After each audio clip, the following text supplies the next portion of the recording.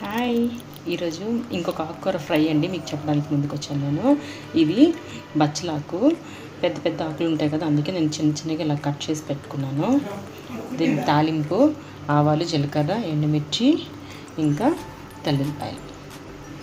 Simple, చాలా simple అండి. ఇంకెప్పటిలాగే ఉప్పు, నూనె. ఆయిల్ వేడెక్కిపోయింది. ఆవాలు, జీలకర్ర, ఎండుమిర్చి, తెల్లిపాయలు కాసేపు ఫ్రై చేసుకుందాం. తెల్లిపాయలు ఎక్కువ ఫ్రై చేయని అవసరం లేదు, ఎందుకంటే ఆకుకూరతో ఫ్రై అవుతుంటారు. ఫ్రై అయిపోయిందండి. ఇప్పుడు ఆకుకూర వేసుకుందాం.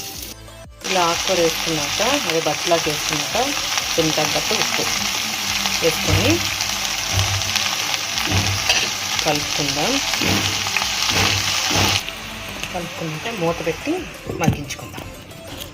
మూత పెట్టుకుంటే ఇలా నీళ్ళు వస్తుంది. ఈ నీళ్ళు వచ్చిన తర్వాత మూత తీసి మనము ఫ్రై చేసుకోవాలన్నమాట. బచ్చలాకు ఫ్రై అయిపోయింది. వేడి వేడి అన్నంతో, మీకు నెయ్యి ఇష్టం ఉంటే నెయ్యి వేసుకొని బచ్చలాకు కూర ఫ్రై తింటే చాలా బాగుంటుంది. ట్రై చేయండి, లైక్ చేయండి, సబ్స్క్రైబ్ చేయండి. బాయ్.